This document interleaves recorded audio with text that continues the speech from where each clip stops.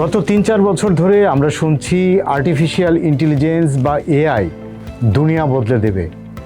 বাংলাদেশেও চ্যাটজিপিটি বা mid journey নিয়ে মানুষের উন্মাদনার শেষ নেই। সিলিকন ভ্যালি থেকে ওয়াল স্ট্রিট সবাই আমাদের বুঝিয়েছে যে এআই হলো নতুন জাদুর প্রদীপ। এই জাদুর প্রদীপের পেছনে সারা বিশ্বের বিনিয়োগকারীরা অন্ধের মতো ট্রিলিয়ন ডলার বা লাখ লাখ কোটি টাকা ঢেলেছেন। কিন্তু 2026 সালে এসে সেই জাদুর প্রদীপের ধোঁয়া কাটতে শুরু করেছে। প্রযুক্তি দুনিয়ায় এখন সবচেয়ে বড় ভয়ের নাম এআই বাবল বার্স্ট বা এআই বুদবুদ ফেটে যাওয়া।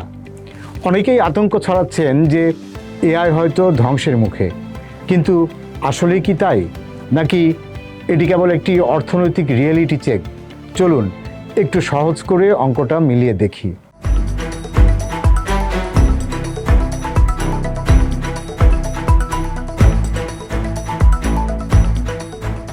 সমস্যাটা প্রযুক্তির নয়, সমস্যাটা হলো টাকার অঙ্কের। বিষয়টা একটা সহজ উদাহরণ দিয়ে বলি। ধরুন আপনি ঢাকার গুলশানে হাজার কোটি টাকা খরচ করে একটি অত্যাধুনিক বিলাসবহুল শপিং মল বানালেন, কিন্তু সেখানে মানুষ এসে শুধু 10 টাকার চা আর সিঙ্গারা খাচ্ছে। আপনার শপিং মলের এসি আর লিফটের বিলও সেই আয় দিয়ে উঠছে না। বিশ্বের বড় বড় টেক কোম্পানিগুলো গুগল, মাইক্রোসফট, মেটা এবং অ্যামাজনের অবস্থা এখন হয়েছে ঠিক এরকমই।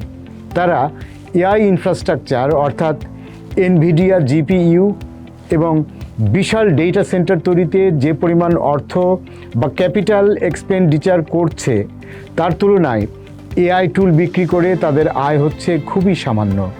আপনি $100 বিলিয়ন খরচ করে এআই বানালেন, কিন্তু আয় করছেন মাত্র কয়েক বিলিয়ন। অর্থনীতির সাধারণ নিয়মেই এই বিশাল ঘাটতি বছরের পর বছর চলতে পারে না। আমরা যখন চ্যাটজিপিটি বা অন্য কোনো এআই টুলে একটি প্রশ্ন লিখি বা ছবি বানাতে বলি, তখন ব্যাক এন্ডে বিশাল সব সার্ভার কাজ করে। একে বলা হয় ইনফারেন্স কস্ট। এই মডেলগুলোকে প্রতিদিন চালানোর জন্য যে পরিমাণ বিদ্যুৎ এবং পানি খরচ হয় সেটা কল্পনাতীত। বড় বড় কোম্পানিগুলো ভেবেছিল মানুষ এবং কর্পোরেট অফিসগুলো দ্রুত এআই কিনে নেবে, কিন্তু বাস্তবে এআইয়ের ভুল তথ্য দেওয়ার প্রবণতা এবং ডেটা চুরি যাওয়ার ভয়ে বড় বড় ব্যাংক কিংবা মাল্টিন্যাশনাল কোম্পানিগুলো এআই গ্রহণে ধীর গতি দেখাচ্ছে। ফলে সাধারণ ব্যবহারকারীদের কাছ থেকে মাসে $20 বা $30 সাবস্ক্রিপশন ফি নিয়ে এই বিশাল সার্ভার চালানোর খরচ তোলা গাণিতিকভাবেই অসম্ভব হয়ে দাঁড়িয়েছে।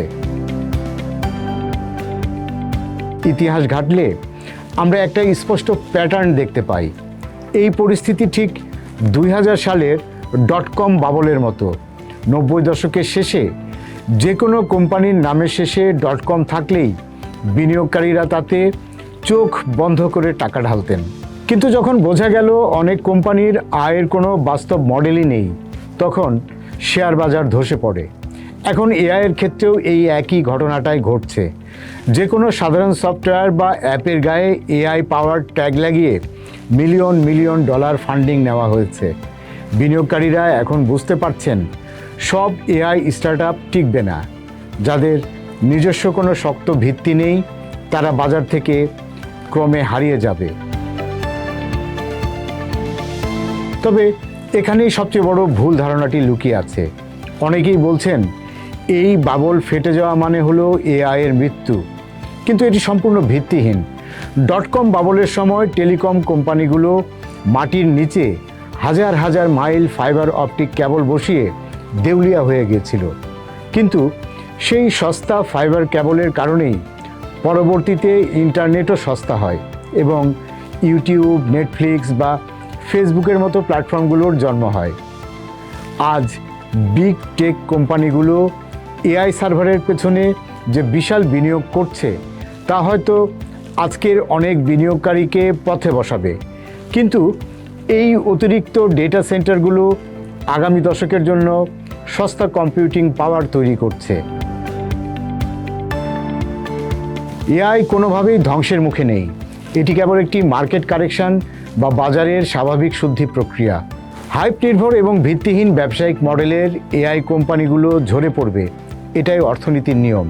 আর যারা সত্যিকার অর্থে মানুষের কাজ সহজ করতে পারবে এবং ব্যবসার উৎপাদনশীলতা বাড়াতে পারবে, তারাই আগামী দিনের বাজার শাসন করবে। 2026 সাল এআইয়ের মৃত্যুর বছর নয়, বরং এটি এআইয়ের মোহমুক্ত হয়ে প্রাপ্তবয়স্ক হওয়ার বছর। দর্শক, এআই নিয়ে এই ভিডিওটি ভালো লাগলে শেয়ার করুন আর সাবস্ক্রাইব করুন আমাদের চ্যানেলটি।